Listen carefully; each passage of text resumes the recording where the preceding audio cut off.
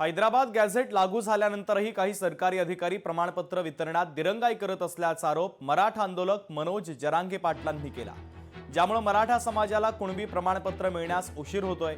जरांगे पाटील यांच्या मते हा गॅझेट लागू झाला असेल तर विद्यार्थ्यांना तातडीने प्रमाणपत्र मिळायला हवी आणि यात अधिकाऱ्यांकडून जाणीवपूर्वक विलंब होत असल्याचा दावा देखील जरांगे पाटील यांनी केलेला आहे।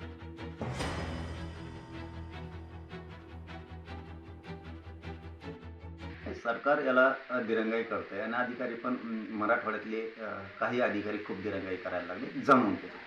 हैदराबादचा JR निघाल्याच्या नंतर जी स्पीड त्यांनी घ्यायला पाहिजे होती ती जाणून बुजून घेतलेली नाहीये। सरकारनंच आता म्हणजे स्वतः मुख्यमंत्री साहेबांनी आणि विखे पाटील साहेबांनी याचा पुढाकार घेतलेला आहे। तर यांनी अधिकाऱ्याला सक्त सूचना दिल्या पाहिजेत की हैदराबादच्या गॅजेट प्रमाणे जे अर्ज आहेत ना ते तातडीनं त्यांना कुणबी प्रमाणपत्र द्या, हे एक आदेश काढायला पाहिजे। नाही, हैदराबाद गॅजेटचा फायदा झाला की नाही आम्ही माहिती घेतो आहोत, परंतु आंदोलन संपवण्यासाठी सरकारने जरांगे पाटलांची जर बोळवण केली असेल तर मात्र हे फार धोकादायक आहे। दुसरीकडे ओबीसींना भडकवायचं आणि एकीकडे मराठा समाजांना भडकवायचं आणि आपली पोळी शेकून घ्यायची।